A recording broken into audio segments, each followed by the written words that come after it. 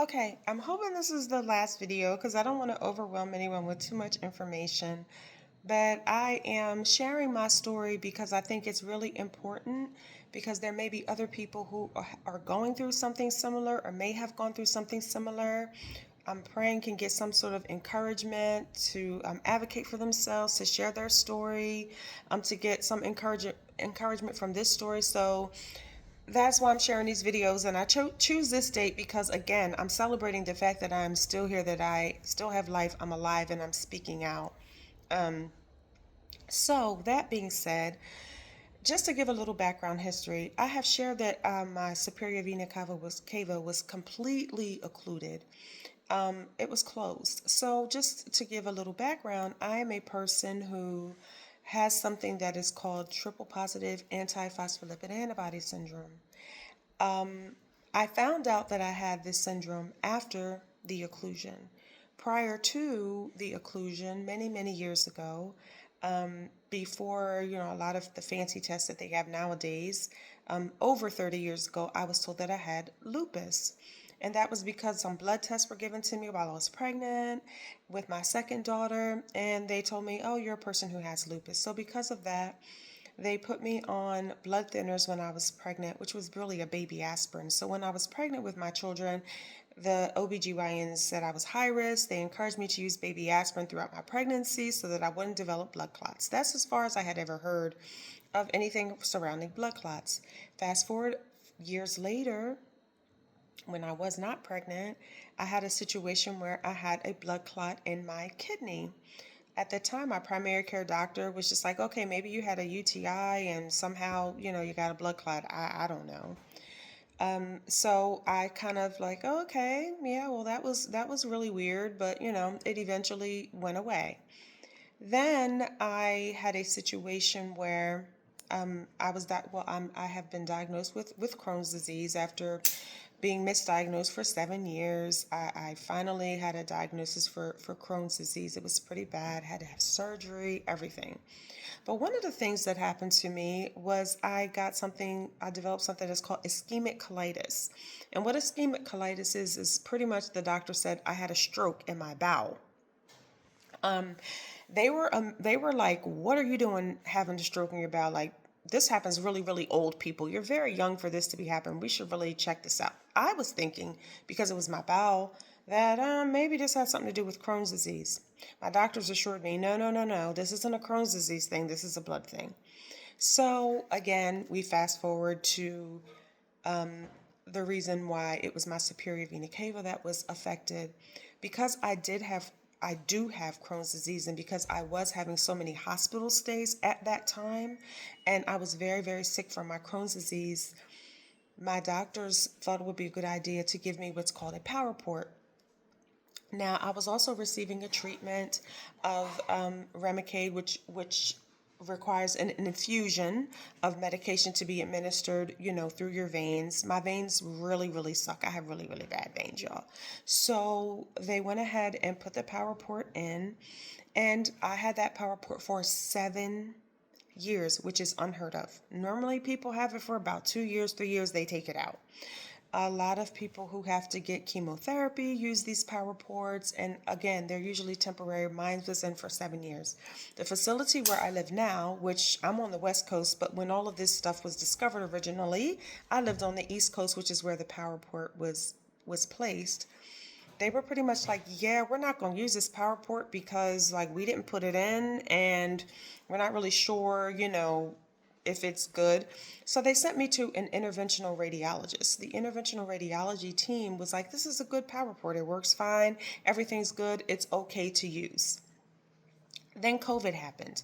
So when COVID happened, y'all, I had to drive to the facility to get heparin placed in this power port to keep it open so that it would not have any blood clots. Well, I wasn't using the medicine anymore where I needed to have the infusions through the power port. So pretty much all I was doing was going to the hospital, getting heparin put into the power port to keep my vessels open. And so the decision was made to get rid of it. I was like, I don't want it anymore. It's not serving a purpose. I'm not being administered medication. There's just this thing in my body. And so what ended up happening is before that before they made the decision that it was okay to remove it and they agreed to remove it, I was having issues where they would, try to give me the heparin, but they weren't able to access it. They were like, something's going on, it's not working right.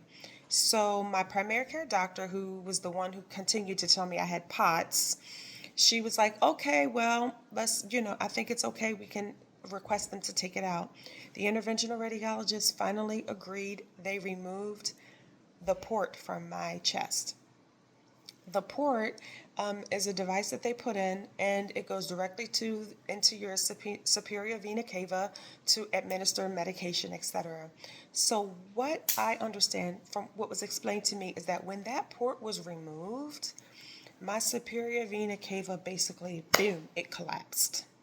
And it collapsed, and the reason they removed it, the reason they weren't getting any blood back or wasn't able to flush prior to them removing it is because a blood clot had formed at the tip where the superior vena cava, where the port was in my superior vena cava. And so when they removed the port, that part where the blood clot was, it just got really hard and it scarred. And so I was experiencing symptoms prior to that happening, but at that time, I was getting CT scans and it was just showing that it was narrowing, narrowing, narrowing. They kept saying on the CT scans that the superior vena cava is narrowed. So the port comes out, the collapse happens, and the occlusion is now present. It is now there, full throttle occlusion. My body decides to create other veins. I created other blood vessels to go around the occlusion to go into my heart. So what I was told by the interventional radiologist when they told me they needed to send me to a cardiothoracic surgeon is that the amount of traffic that comes through your superior vena cava, which carries all the blood flow from the top of your body, all the upper extremities and your brain and things of that nature, all of that blood flow is the comparison of like traffic on the interstate.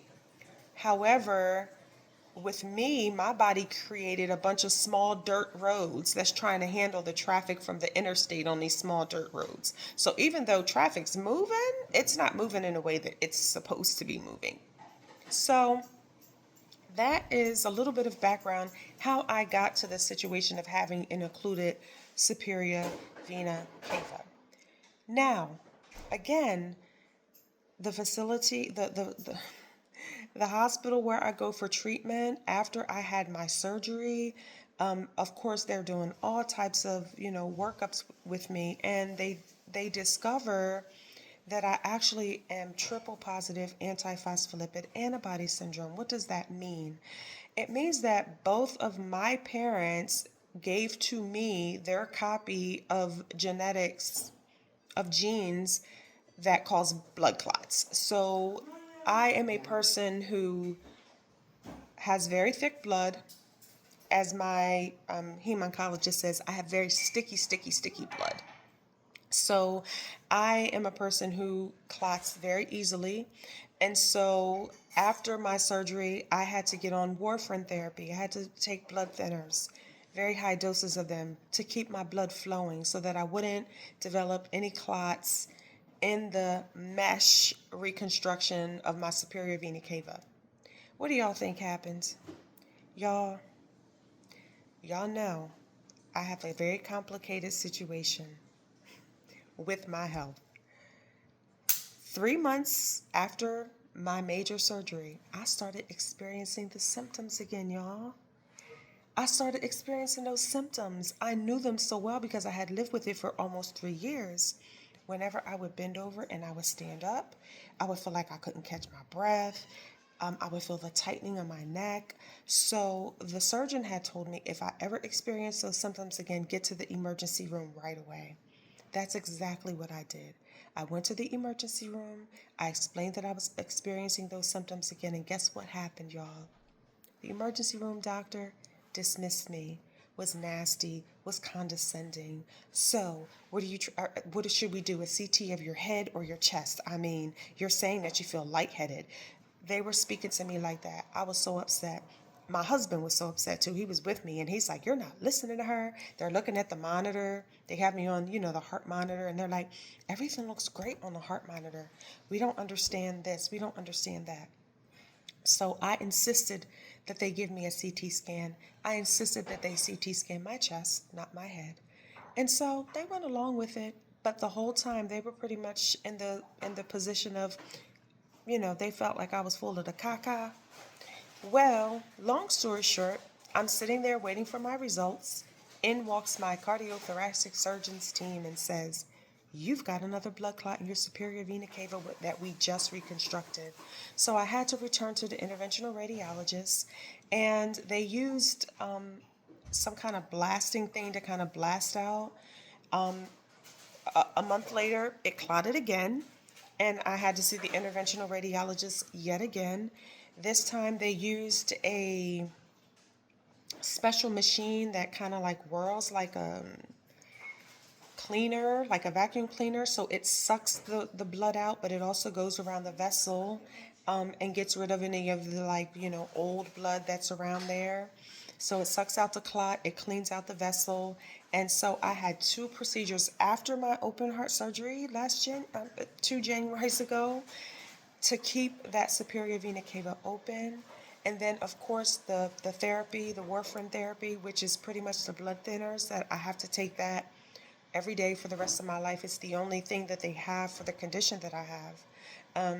My mother had a massive stroke when she was 34 years old. It left her paralyzed on the right side of her body, but she survived.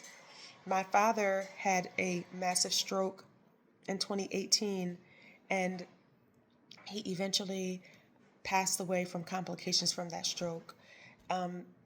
My grandfather, my paternal grandfather, had a stroke. My grandmother had a blood clot taken out of her heart. My sister had a stroke when she was in her early 20s. I have two uncles, a paternal uncle and my maternal uncle, who both suffered with aneurysms. So this is a thing that runs in my family. And so I'm really grateful that I have this history and that I have a way forward to keep myself safe by keeping my blood flowing, all of the things that come along with having, thick blood. I'm aware of what I have to do to keep myself healthy.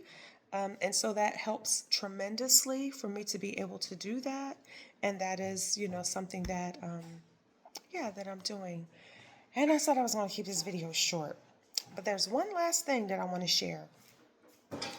Because my body was so used to having the occlusion and functioning for that way for 2 years, when I went to sleep and woke up and the occlusion was no longer there, my brain could not handle that. I literally had issues with my brain.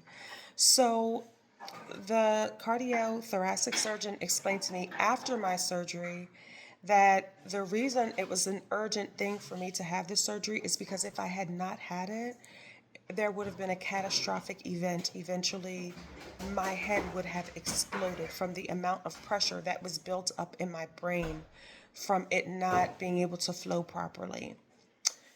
As if that wasn't enough, once it was able to flow properly, it left me with a condition that they call, I do believe, PPPD, which is pretty much whenever I would go outside and go into an environment that wasn't like my home, I would get extremely off balance. I would experience vertigo. I would have to use a walker, and this is like months after I had my surgery, because I would just be like all over the place. I couldn't be still. It was wild, y'all. And vertigo attacks. One of them happened to me when I was in Nigeria. But all of this because my brain was trying to adjust to the new way of my body functioning, which was no occlusion there, blood flows happening. And so I also developed really, really, really bad migraines. Migraine is an autoimmune condition. It's not just a headache. So I had to take medication for that, which I also take daily. But again, these are just some of the ways in which my body responded to that drastic change of like, okay, I'm living with this occlusion. I go to sleep, I wake up, and it's gone. And my body was like, what are you doing? So, um, the spinal issues, the back pain, the headaches, the issues with the amount of pressure that I was dealing with, all of those things are some of the side effects and complications from the surgery that I had. But again, even through all of that, I am still here. I am alive. I am well. I am blessed. So, thank you for listening. This one's a little bit longer than the other video that I made, but I really appreciate you listening to my story, me sharing this today. And I wish you all well, good health. If you feel like this video will be helpful for someone, please share it. Please share this story if you feel that it would be helpful to someone that you know who may be going through this or something similar, or may just feel like it's interesting to hear about. Please go ahead and share. Thank you so much for listening today. Take care of yourself. Health is wealth. Health is more than just what's happening in our bodies scientifically. It is also a spiritual state of mind. It is also us being proactive and fighting for ourselves. Take care. And again, thank you.